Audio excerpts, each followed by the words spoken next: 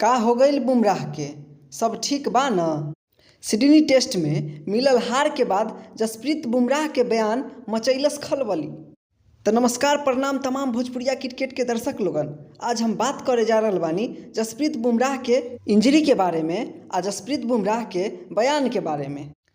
जैसन कि रउआ सबके पता बा, हमर स्टार गेंदबाज जसप्रीत बुमराह सिडनी टेस्ट के तीसरा दिन गेंदबाजी करते नइखे दिखलन।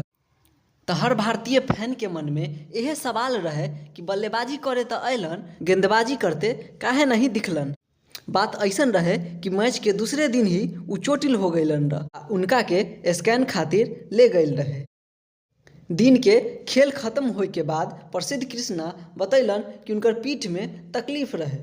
ई खबर जसप्रीत बुमराह के फैंस के लेल दुख के बा। उनकर पीठ में ऐठन के परेशानी बा। बॉर्डर गावस्कर ट्रॉफी के 5वें टेस्ट मैच में ऑस्ट्रेलिया 6 विकेट से भारत के हरा के इस सीरीज 3-1 से अपना नाम कर लेहलन। दुख के साथ कहे के पड़ रहल बा कि ई हार भारत के लेल बहुत बड़ रहल रहा। इस सीरीज में मिलल हार के बाद कप्तान बुमराह कहलन, ई टेस्ट सीरीज काफ़ी शानदार रहल, हम यहाँ से काफ़ी अनुभव लेके जा रहल बानी। तनिक निराशजनक रहल, लेकिन कबो कबो अपन शरीर के भी सम्मान करे के पड़ेला। अपन शरीर से नहीं खेल सकतानी। हम पूरे सीरीज में कड़ी टक्कर देनी। हम आज भी खेल में बनल रहनी। ऐसा न रहल कि हम खेल से बाहर रही। टेस्ट क्रिकेट में यही सब चलेला। लंबा समय तक खेल में बनल रहे के पड़ेला, दबाव बनावे के पड़ेला, दबाव झेले के भी पड़ेला और स्थिति के अनुसार खेलल भी महत्वपूर्ण बा।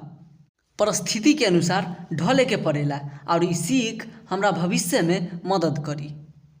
बता देतानी कि बुमराह ई पूरे सीरीज में कमाल के गेंदबाजी कैलन आ 32 विकेट लेवे में सफल भी रहलन। बुमराह के प्लेयर ऑफ द सीरीज के खिताब से नवाजल गईल।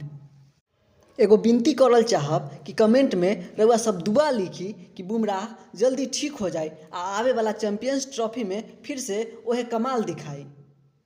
वीडियो अच्छा लागल तो चैनल के सब्सक्राइब करके अपन सपोर्ट दिखाई आ क्रिकेट के हर खबर लेल यही जगह पर मिलते रही। धन्यवाद।